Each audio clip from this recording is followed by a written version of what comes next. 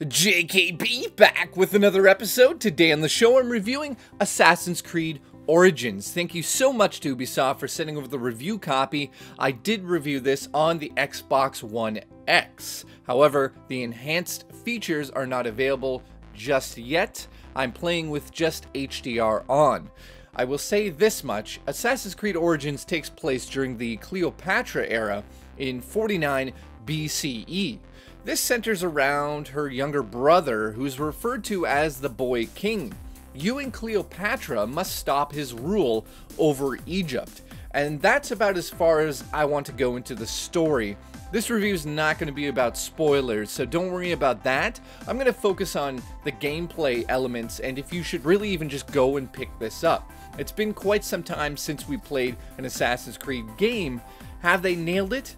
Or is this just the usual? I will say that the story of any game is always very important to the overall experience, and this story does not disappoint.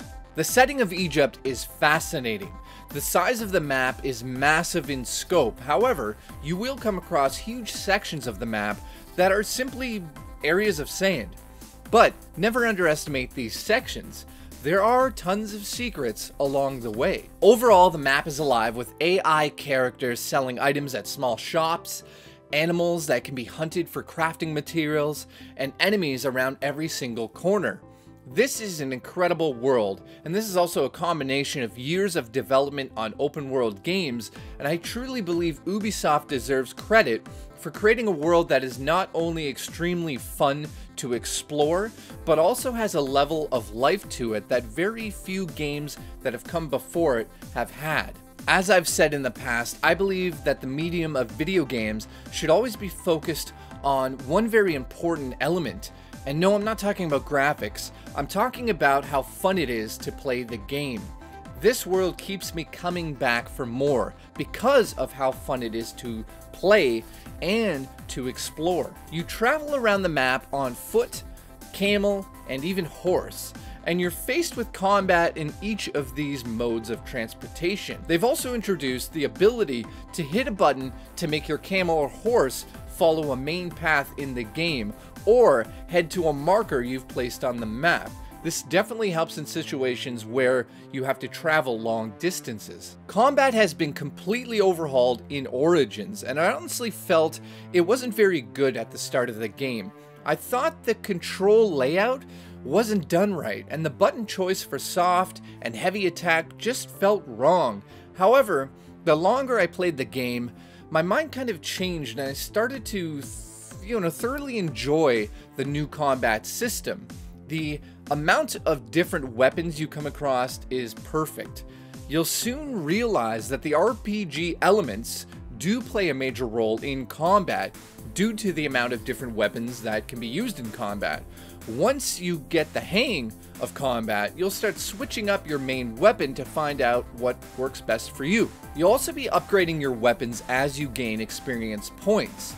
The game doesn't force you to switch out your weapons, but it is clearly designed to make you want to try them all. Weapons will vary in type and rarity, with different effects on each.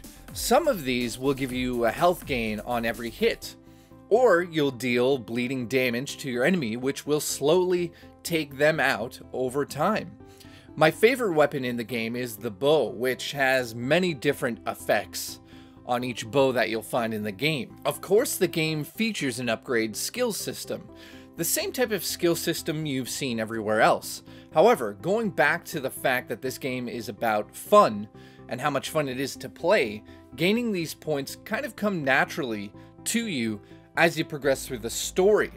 I've had an absolute blast discovering new areas in this game, and even at times forgetting to spend my skill points because I've been sucked into hunting an animal for the last few hours. Mission variety is another element that Ubisoft clearly focused on here. You'll be going back and forth between the main storyline and the side missions, both of which are absolute blasts to play. For example, one side mission had me taking a boat to an island to find the husband of a woman who had been waiting for him all night. Upon finding the man on this random island, I was also welcomed by a gang of alligators which seemed to want to eat us both. Another cool moment during a side mission had me randomly borrowing a boat from a villager because I thought, I could cut across this river. The villager simply just sits down when you borrow one of their boats, and once I started to pick up speed, I noticed something in the water ahead. It was two little eyes kind of like peeking out at us. I thought, that's cool, like, what is that? So I'm gonna try to, obviously run it over or figure out what it is. And just as the boat was about to hit this animal, I saw the tail. And I realized it was an alligator, but it was too late. The alligator jumped out of the water, splashing on top of the boat, and taking the villager into the water with him. And my initial thought was, whoops. Sorry, and then I just carried on with his boat. Microtransactions are available in the game. However, I never once felt that it was shoved in my face. It is very easy to get to by pushing right on the D-pad. You can, buy things like crafting materials or certain maps that will tell you where all the secrets are, but why would you go out and do that? There are a few cosmetic items that you kind of might want, so you might want to spend money on those things because the game is a lot of fun. I'm not going to really give them shit for that. I'll say that it's out of the way, but it is there. So if you are the type of person that's going to cry about microtransactions in every game, you're not going to be happy here. They're there and you will see them. However, they're not in your face. Let's go over the positives and the negatives. I'm going to start with the negatives first. Technically, this game can be a mess at times. However, I'll say this, it never really took me that far out of the game where I thought, oh god, people's faces are missing and that guy's nipples are gigantic. I have no idea why I'm playing this. I never felt like that. I did see technical issues such as pop-in, clipping, missing textures, and getting stuck in the environments where I had to essentially fast travel out of a situation because I couldn't move. Those elements are in the game, and yes, it does affect the score a little bit, just a little bit. Another negative has to be the story is so confusing for the first 3 to 5 hours. Without spoilers here, I'll say that the main character has a motive. He wants to do something in this game, and that's quite clear.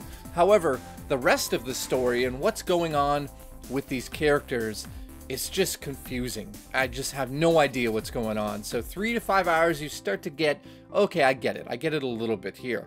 The last negative has to be within the combat system, and that is the targeting system is complete garbage. You look at one of your enemies coming at you, and you're supposed to click the right analog stick in to lock in, and then move it left to right to change who you're targeting. So when there's like 5 guys coming up to you, and you're trying to swing the camera around and then also click in the right analog stick, it's just a complete mess. It just doesn't work as well as I had hoped, so I just don't use the targeting system.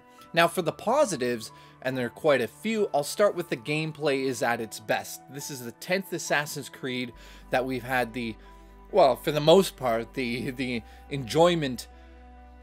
Like, let me just be honest here. Some of the Assassin's Creed games, at the beginning of the review, I usually would say, does the game work? Yes, this game works. This is like the 10th installment, and I think that they're hitting their stride here. Some of the elements of the game is incredible, which I'll go over in a second here. It is a complete and utter blast to play. You can climb anything. This is a positive because they obviously looked at Breath of the Wild and thought that's an idea we need to take into Assassin's Creed, and they did that. They nailed that perfect. I mean, you can go up a mountain, you can go up the side of anything in this game. Basically, anything they want you to climb, you can do that. So even things you think, oh, in Assassin's Creed past, I couldn't do that, you should double check it because you might be able to do that, and there might be something hidden at the top of this or even below. Another positive that I can't believe I'm saying is like the underwater aspect of this game is awesome. I love going under the water and finding loot and finding old tombs and things like that. There's a ton of variety in the game, from side missions to main missions to weapons to the map itself. You're never really quite looking at the same thing twice. You're going from a small village into one that's obviously way more developed than the previous village. You're going into the desert, you're going into huge boat sections, you're going to pyramids and tombs, and you're getting the vibe of Tomb Raider, and it's just incredible, and it's so much fun. The setting of Egypt is just stunning. Like, if they had to give an award for the best, you know, environment that's ever been created in a game, this is going to be on that list. If you kind of sit back and scratch your head and go, Egypt? Like, what is, you know, I don't know, like, Egypt? It seems boring. But no, it is not boring whatsoever. It's Tomb Raider, but Egypt. It's awesome. The minimap is actually gone from the game, and they're using a compass which will point you in the right direction. It's kind of like Skyrim, where if you point in the right direction at the top of the screen, it will say that's where you're supposed to go, or this is how far you have to walk to get to your destination. That actually is a positive, because the minimap in past games just gave away too much information. Another positive here that I think something I should add in here. As you know, in Assassin's Creed, you used to climb the towers, which would reveal a section of the map. Well, now you have an eagle that kind of does that for you. You can go into eagle mode, which lets you look over the lay of the land, and you can kind of discover animals that you can hunt and things you want to do on the map. But now when you go up the tower, it kind of unlocks certain, you know, sights for the eagle to see. So you still have to kind of go into eagle mode and look into this. And I know this sounds like convoluted, oh, you got to do an extra step, but let me tell you this, the eagle mode in this game is just such a blast. I mean, this is coming out of like kind of a, I feel like it's out of Far Cry Primal. The idea of like having an animal in the sky that not only is your eyes, but also can interact with the environment and take down an enemy. It's awesome. So this game is just awesome. I had such a blast with it. There's a few negatives, like I said, 3 in total, not the end of the world. All of them can kind of be overlooked, except for that targeting system. That kind of does take a point off of this. Like, just that, maybe a point or two. I don't know. You know what? I'm going to give it a 9 out of 10. It's a must-play for anybody who's a fan of Assassin's Creed. It's a must-play for anybody who's a fan of Tomb Raider, Uncharted, adventure games, RPGs, where you can upgrade your weapons and upgrade your skill tree. Yes, it's not bare bones. It's definitely above average in terms of an RPG video game. But I'm telling you, going around Egypt on a horse and just doing a side mission is more fun than some of the whole other games I'm playing right now for review. So thank you so much for tuning in. If you like what I did in this review, please comment below and let me know what you liked, and subscribe. It means the world to me. Thank you, and I'll see you in the next episode of JKB.